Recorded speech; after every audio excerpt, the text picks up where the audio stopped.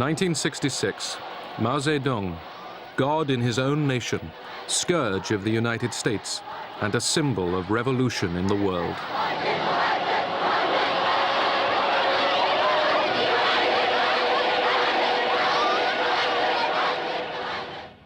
Six years later, Mao embraced the enemy. At the summit, face to face, two leaders who direct the destiny of 1 out of 3 persons on the earth. The gate to friendly contact, says Zhou Enlai, has finally been opened.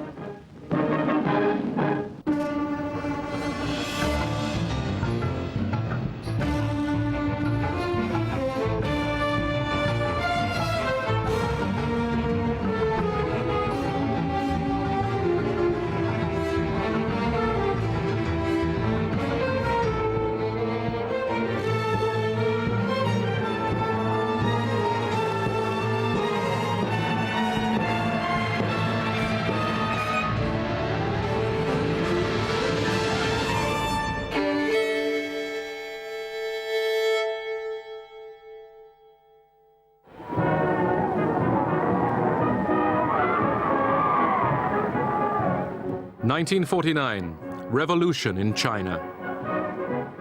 The People's Liberation Army were welcomed as heroes in Beijing.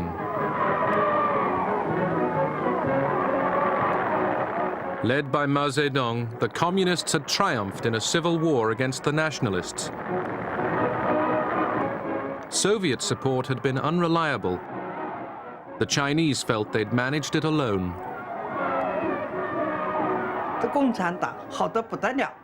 The Communist Party seemed wonderful. It was democratic, it was egalitarian, it promised food for everyone. And so, of course, the ideal of communism gradually entered my spirit.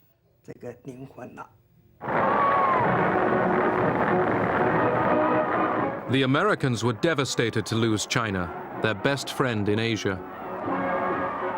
Oh, we felt that they had betrayed all of our high hopes and our expectations of them.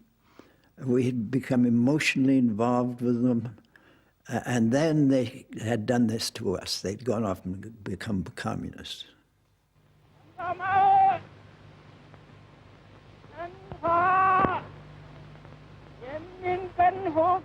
On October 1st, Mao Zedong told the crowd in Tiananmen Square that a new China was born.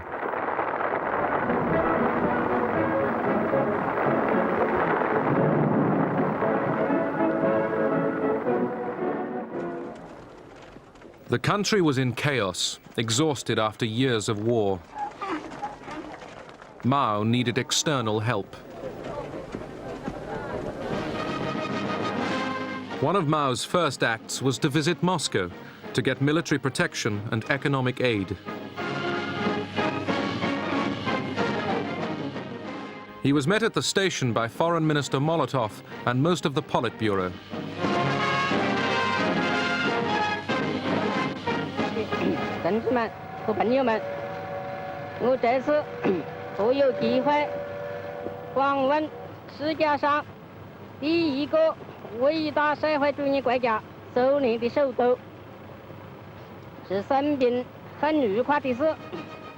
Mao then went to the Kremlin to meet Stalin. Mao shook Stalin's hand for a long time, a very long time. Stalin came out to greet him quite slowly. He knew how to play the role of statesman. Stalin was a wonderful actor, and he didn't rush like Mao did. He wasn't afraid of Stalin. He wasn't particularly suspicious of him either. The question was, could they find common ground? Mao had his own particular way of thinking. Stalin had his way. But Mao was in no great hurry. Mao had to be patient. He wanted to conclude a Sino-Soviet friendship treaty without making too many concessions.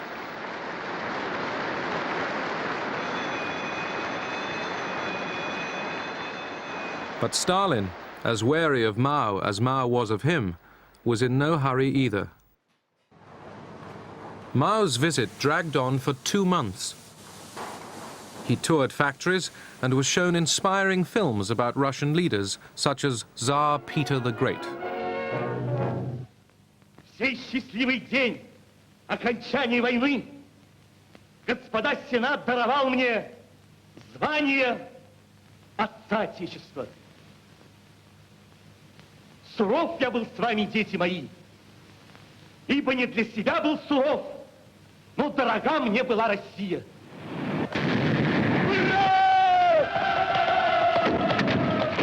Mao wanted to see the sea. He had never seen a real sea. And Stalin said, of course, surely. Outside Leningrad, we have the Gulf of Finland. That's like a sea. Here's a train for you and a guide. Go, enjoy it. In February 1950, the Chinese and the Soviets signed a mutual defense treaty. The treaty also guaranteed aid for China. At that time, there was the attitude everywhere that Moscow and the Chinese communists were tightly linked, hand in hand. This was perceived by many to be part of a worldwide conspiracy, and hence was somewhat frightening. But to Mao, China always came first. Mao said a treaty can be signed for 10, 20, or 50 years. It doesn't matter. But it must not tie our hands. Mao gratefully accepted the help of Soviet experts in rebuilding Chinese industry.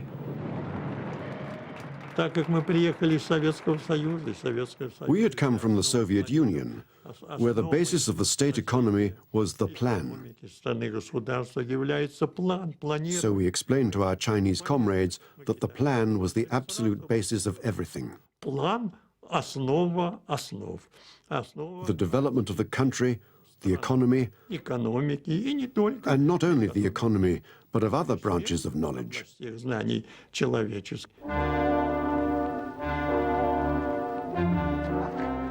China's rulers embarked on radical land reforms. Land was taken from private owners and handed to the peasants. The former landowners were denounced and humiliated.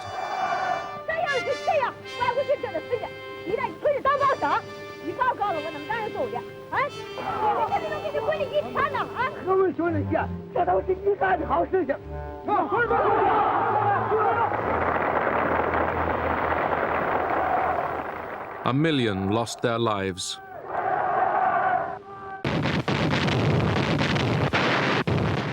In June 1950, North Korea, with Soviet and Chinese backing, attacked South Korea. The sudden attack by the North Koreans dealt the slender forces below the 38th parallel a mortal blow. The prompt arrival on the scene of U.S. soldiers gave Marshal Stalin and his cold-eyed strategists a rude shock.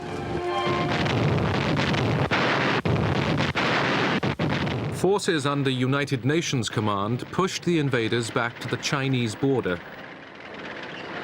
China feared an attack on its own territory. The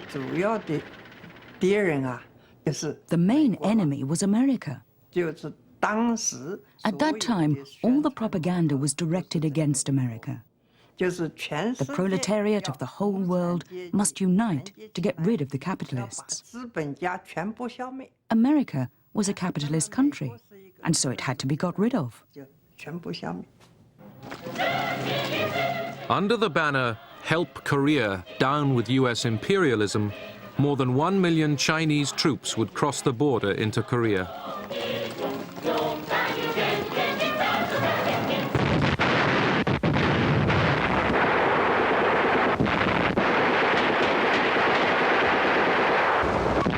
The Korean War lasted for 3 years and cost more than 500,000 Chinese lives.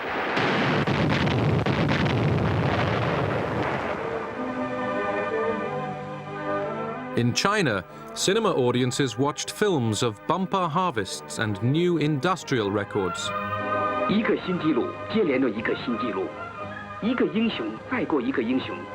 中国的工人阶级以自己无穷的智慧和力量，胜利地结束了工业恢复阶段，迎接着即将开始的大规模的经济建设。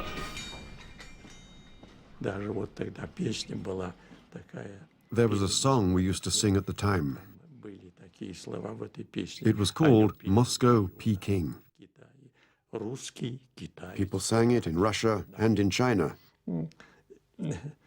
It went, Russians and Chinese are brothers forever. Comrade Stalin stressed to me, you, Arkhipov, and your team should always remember that.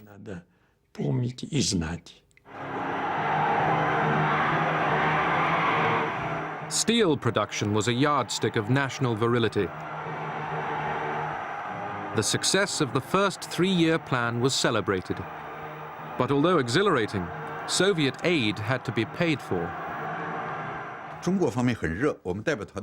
We Chinese were very enthusiastic towards the Soviets. They were our older brother, our best friend.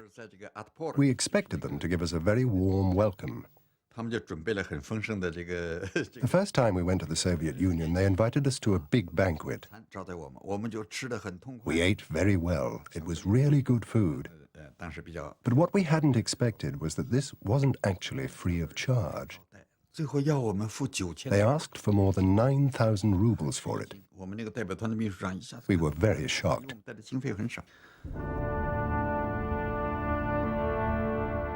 Stalin's death in 1953 had a deep impact in China.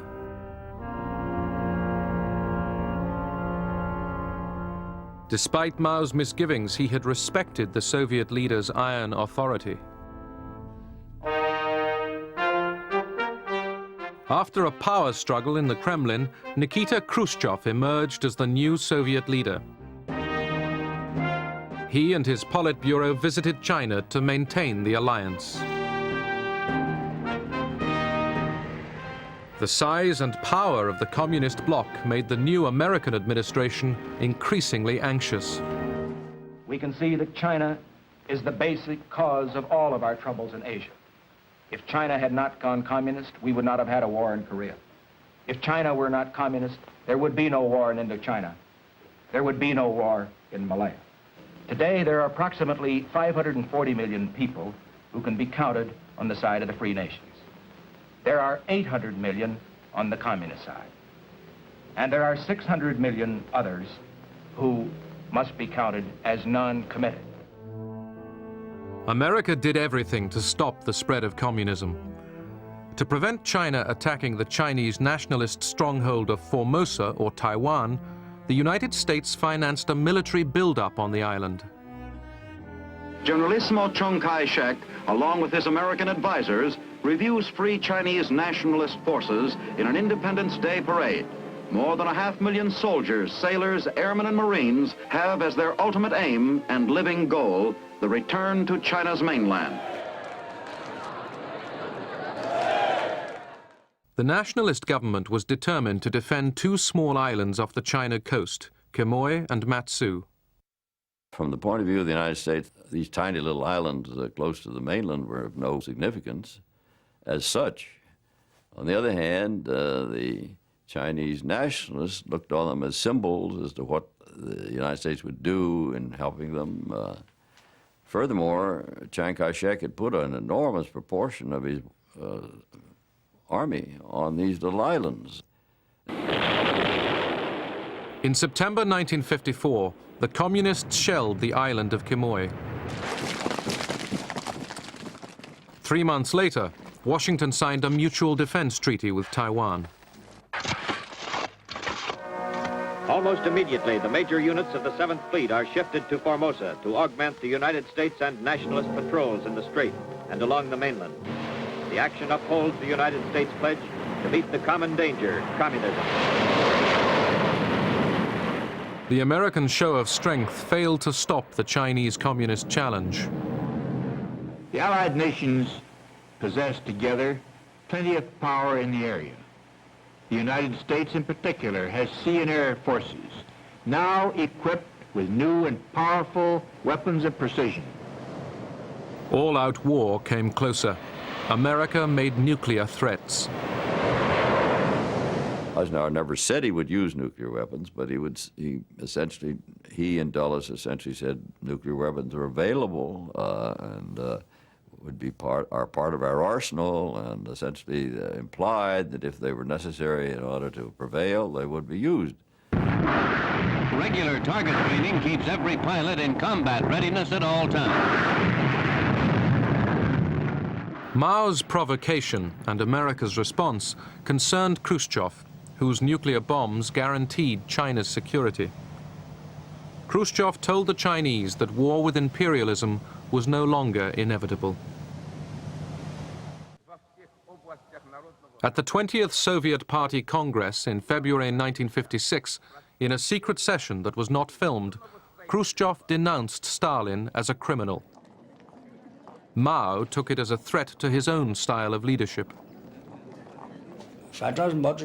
Mao's attitude was very clear. He thought that criticism of Stalin was inappropriate. Stalin was an international statesman. Mao Zedong said to him, "Your decision isn't right. Your speech isn't right." Khrushchev begins his arguments. But Stalin is a member of the Communist Party of the Soviet Union. It's our right to deal with him as we see fit. It is the personality cult of Stalin. That's why we've taken our decision. Mao Zedong. It is true that he is a member of your party, but he is also leader of the world revolutionary movement. We are the followers of Stalin. How can you reduce the role of Stalin to being only a member of the Soviet Communist Party? Just like that.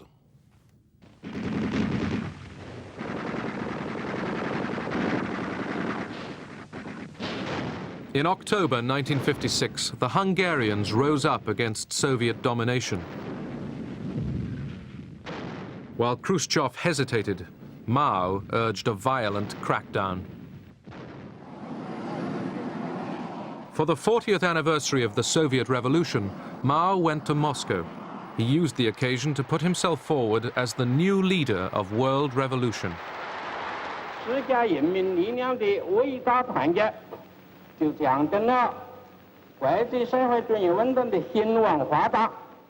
But Soviet aid was undermining Mao's aim for total independence. The crunch came in 1958. Khrushchev wanted to set up a long-wave radio station along the Chinese coast to guide Soviet submarines. He suggested setting up a joint naval fleet. This was a clear sign that the Soviets wanted to control China. Mao's understanding was that the Soviet Union was trying to control China in the same way as it controlled countries in Eastern Europe.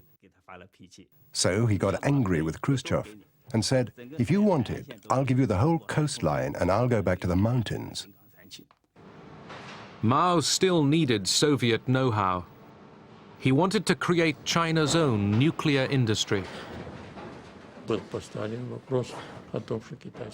Chinese comrades then expressed a new wish. They said they would very much like to receive more aid from us in order to build plants and facilities for the production of the atomic bomb. Such an agreement was signed. Mao said that the atomic bomb was a paper tiger. But he also knew that whether a country had the atomic bomb or not had a huge bearing on its position in the world and on its international influence.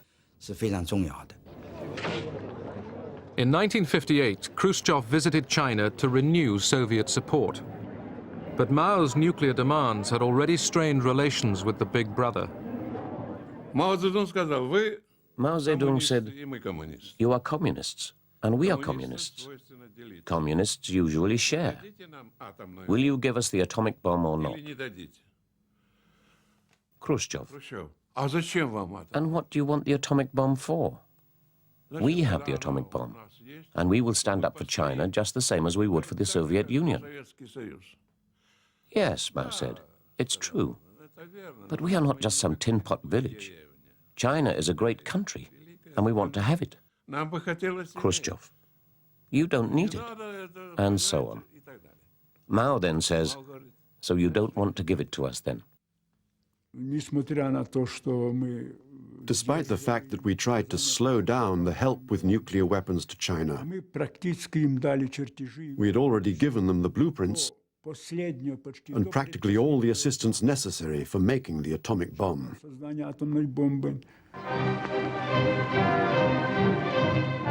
When Khrushchev next visited Beijing, he'd just been President Eisenhower's guest in the United States. After a frigidly polite reception, Khrushchev was accused of being an American stooge. Khrushchev protested that this was no way to talk to a communist leader. Mao's foreign minister, Marshal Chen Yi, was screaming at Khrushchev. He said, you're only a political leader, but I'm a marshal, and I'll say what I like. This argument had a huge impact on Sino-Soviet relations. From here on, no common ground could be found on major issues. After that, they split up. The struggle for preeminence in the communist world was now out in the open. Here were two despots, each used to having his own way. They couldn't cooperate. In the communist camp, the question was always, who was number one? Who was the Tsar?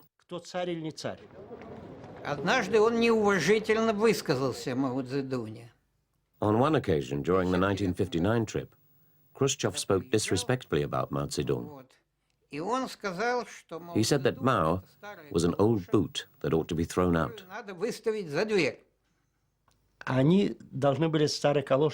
They had to translate old galosh, and they translated it as old boot.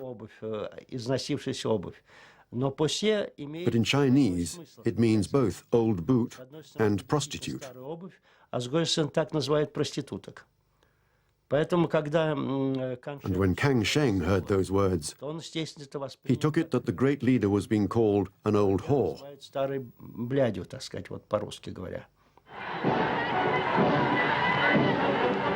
Soviet advisors would soon be withdrawn from China.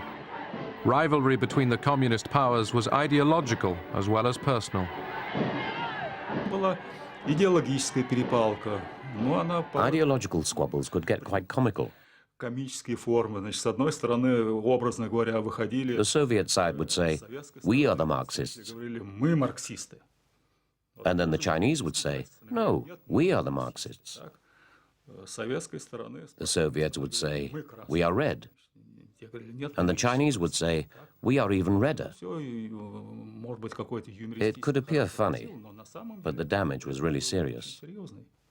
The party started issuing documents, editorials, attacking Soviet revisionism. So from then on, along with other slogans, we had to shout down with Soviet revisionism. Later on, was down with Khrushchev. In 1958, Mao had thought up a new policy, the Great Leap Forward, the grandiose plan to transform China into a rich world power. Land was taken over by the state. The family unit was to disappear. People were organized into huge communes. A utopian world of plenty would come from sheer force of will.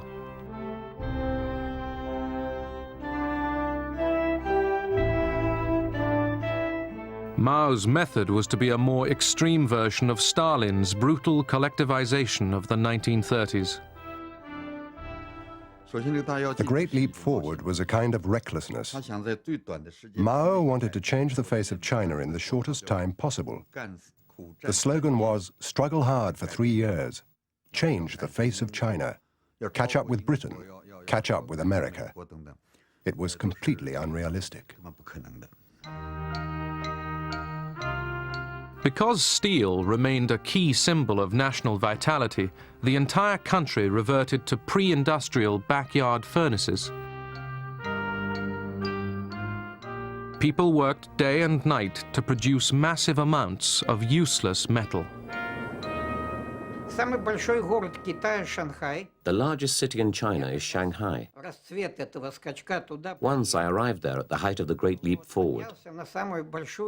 I went up to the roof of a tall house, and from there I could see all of Shanghai was in flames. In every courtyard they were smelting steel. Crops were left to rot. Scientific knowledge and all common sense were ignored. No one dared to tell the truth for fear of arrest or worse.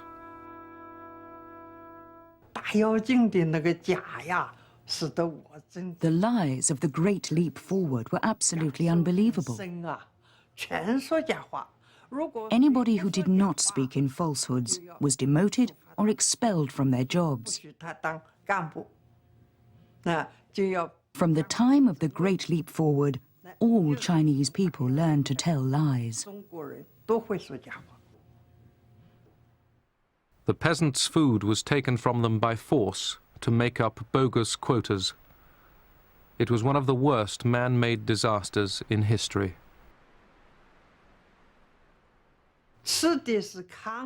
We had to eat the husks of coarse grain, not even the grain itself. We ate leaves of trees. We all went down with hepatitis. Many peasants died of starvation. No one really knew how many. Because of Mao's policy, over 30 million people starved to death. Hiding the catastrophe, Mao still posed as the leader of world communism. Blocked by Washington from the United Nations, China became the champion of anti-American causes.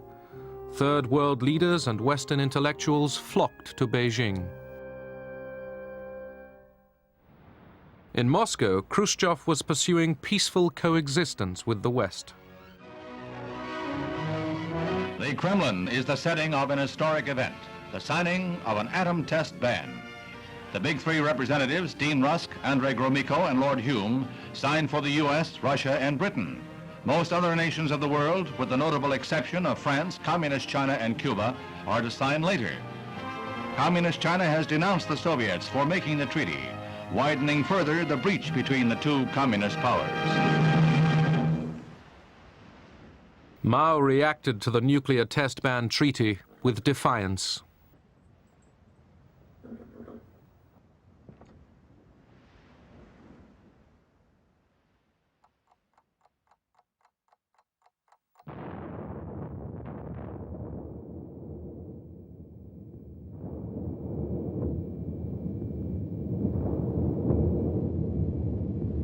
The Chinese Communist nuclear detonation is a reflection of policies which do not serve the cause of peace. But there is no reason to fear that it will lead to immediate dangers of war.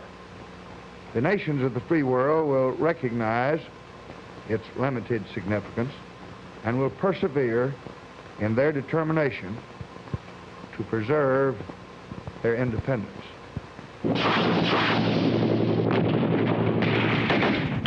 In 1965, US Marines were sent to South Vietnam. President Johnson was determined to prevent communist North Vietnam and its allies in the South gaining power.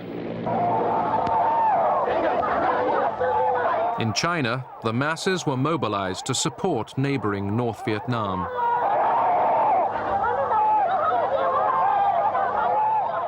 The rulers in Hanoi are urged on by Peking. This is a regime which has destroyed freedom in Tibet, which has attacked India, and has been condemned by the United Nations for aggression in Korea.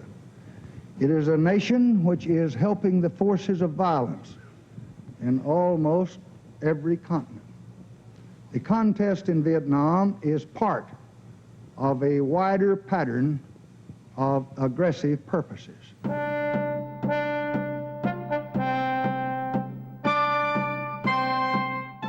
A war between China and the United States was once again a possibility.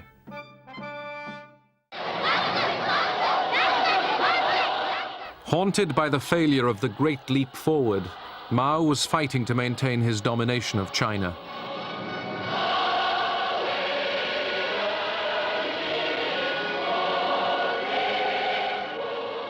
In 1966, he launched the Great Cultural Revolution.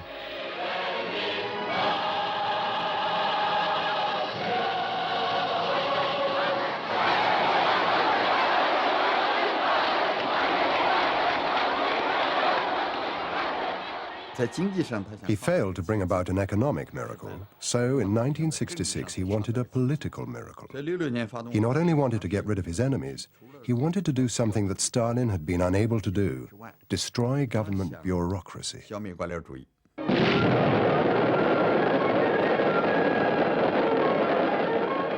The Mao personality cult did not come to full blossoming until the Cultural Revolution, when he became the so-called Four Greats: the great leader, great helmsman, great supreme commander, great teacher. He has replaced Stalin, and Beijing has become the center of world revolution. Millions of young people were recruited to be Mao's Red Guards. Their idealism was exploited to create mayhem and to destroy every vestige of the past. Chairman Mao says, Marxism consists of thousands of truths, but they all boil down to one phrase: it's right to rebel. The proletarian revolutionary rebels hold high the great red banner of Mao Zedong's thought. Through big character posters and great debates, they argue things out, expose, criticize, and repudiate thoroughly, and launch fierce attacks on all kinds of representatives of the bourgeoisie. The first action was to change the names of roads. The name of the road outside the Soviet embassy was changed to Anti-Revisionism Road. There were demonstrations outside the Soviet embassy. Most of the demonstrators were Red Guards.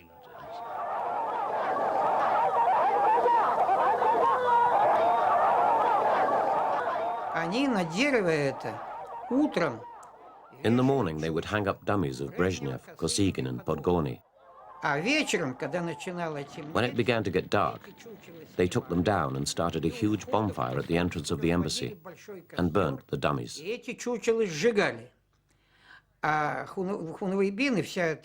The Red Guards and the young people gathered around the fire and danced and yelled anti-Soviet slogans.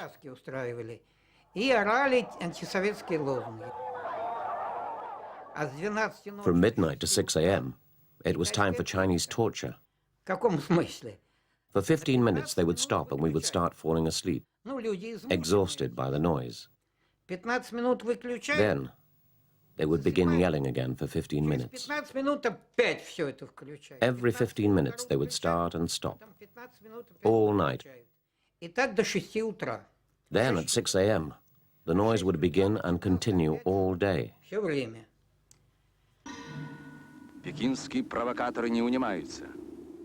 1969, tension along the vast Soviet-Chinese border increased. Границы Союза Советских Социалистических Республик священны и неприкосновенны. There were frequent clashes. The Ussuri River in Soviet East Asia was the scene of many of them. China's brave fishermen are full of heroism and bright wisdom. They're not afraid of heaven or earth. The filth of the Soviet revisionists causes them no fear. Провокаций китайских было много. There were a lot of provocations from the Chinese. They crossed the border in huge numbers. What could we do? It wouldn't be nice to shoot them. But how could we get rid of them? It was a difficult question to solve, and so things got worse. The Chinese were mostly to blame. Images of aggressive Chinese at the border fueled Soviet fears of an invasion.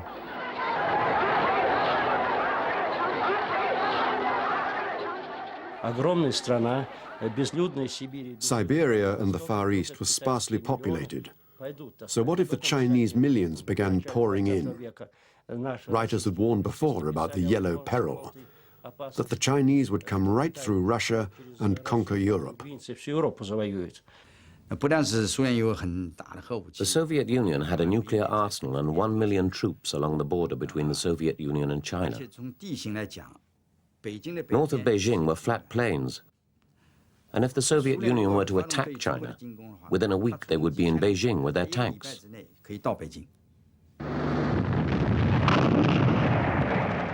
A battle was fought over a tiny island in the Ussuri River in March 1969.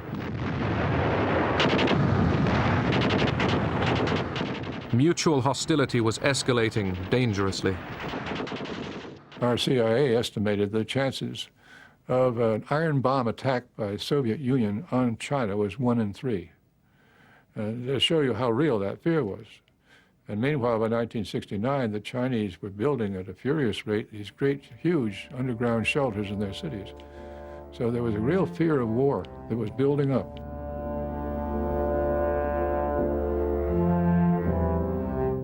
The vast network of shelters tunneled underground was meant to withstand nuclear attack.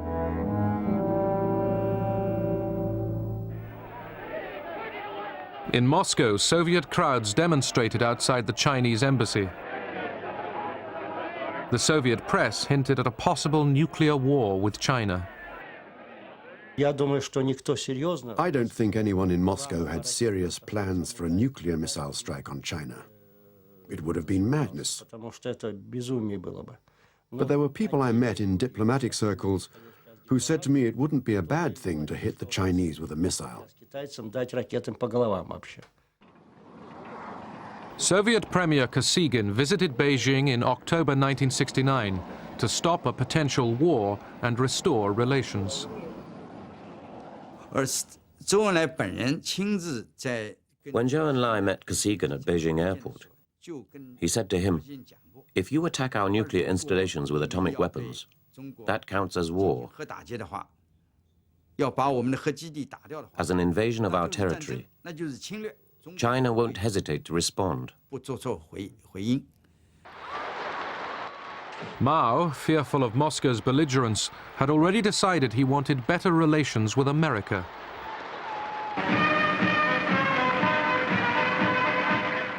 America's new president, Richard Nixon, although a lifelong anti-communist, came to a similar conclusion. To limit Soviet power and end the Vietnam War, he wanted to draw closer to China. Dr. Henry Kissinger. With his new national security advisor, Henry Kissinger, Nixon developed a foreign policy which exploited the hostility between the communist giants. It began to dawn on us, after we'd been in office for a while, that there were genuine tensions between Russia and China, and that probably the Soviet Union was the cause of the tensions and not China, which was the opposite of the idea with which we entered. The first sign of a thaw from Beijing came during a table tennis match. In 1971, while playing in Japan, the American team was suddenly invited to China. I think it's a wonderful opportunity to go to China because not very many people get there, and I feel it's a great opportunity to play against the top players and be able to take some of this knowledge home, and I think it's also a step in our political relations with China. The team's home movies offered the first glimpse of China to most Americans for 20 years.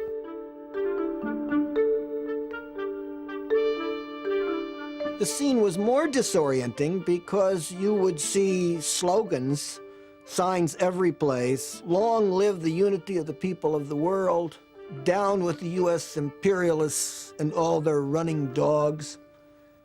You would see these poster boards that would kind of take the place of newspapers. And there, you know, you'd see a picture of President Nixon, for instance, with a knife stuck into him, a little pygmy Nixon, and a Chinese giant, you know, taking care of him and so forth, you know. And so, meanwhile, you know, everybody's smiling and being nice to us and so on, right?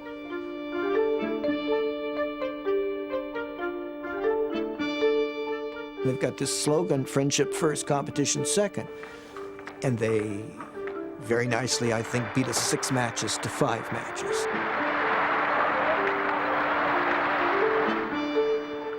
Ping-pong diplomacy led to an even greater breakthrough. In July 1971, Henry Kissinger went on a tour of Asia. His most important mission was kept secret, a visit to Beijing to prepare the way for a rapprochement with China. As the plane was getting close to the Chinese border, we were all aware of the fact that no American official had been in China since 1949, 22 years. I decided I'd like to be first. And so while Kissinger was sitting in the back of the plane, I went to the front of the plane. So as the plane went over the Chinese border, I was the first American official into China in 22 years. Now, Henry never forgave me for that, elbowed me aside and got off the plane first. I didn't put my foot down and say, now I've just made history and this will never be forgotten. I thought, whom am I going to meet and how am I going to bring it to a conclusion? Nixon was very secretive by nature. Kissinger was a maneuverer, an operator by nature. They both greatly enjoyed this kind of an operation.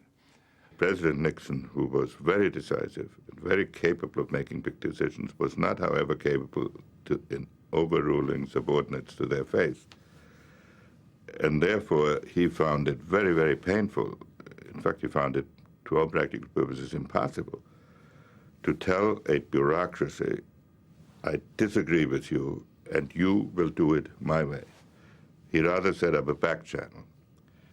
Going through back doors and back channels and setting up some kind of a secret meeting that would make certain kinds of secret arrangements that were done behind the State Department's back, behind the back of everybody, and then be able to surprise the world with this announcement. That was great theater.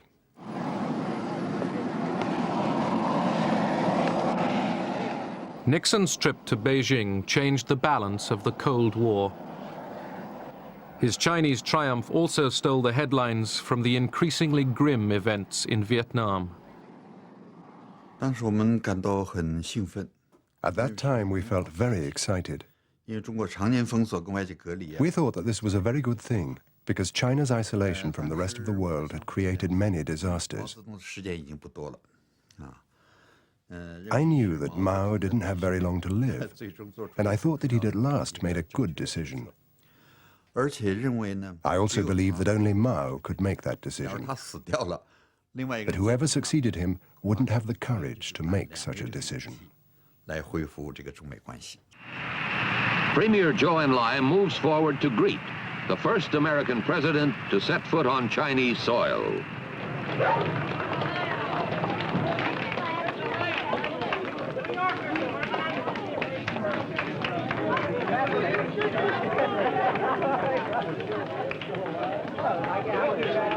East meets West as a handshake bridges 16,000 miles and 22 years of hostility. There are no welcoming speeches, no formal ceremonies, just a receiving line made up of Communist Party officials and a military band playing the Star-Spangled Banner. Nixon, the lifelong anti-communist, quoted Mao's own words. So many deeds cry out to be done, and always urgently. The world rolls on. Time passes. 10,000 years are too long. Seize the day. Seize the hour. This is the hour. This is the day. Peking newspapers, which had played down the Nixon visit, now give it front-page coverage. Dealers sell out as readers follow day by day the president's activities. Today, the president walks among priceless treasures from China's golden age. Among them, a pair of ear stoppers used by the emperor to keep from hearing criticism. Give me a pair as a gift. I didn't put my foot down and say, now I've just made history. On the way back from Beijing, I knew we had made history.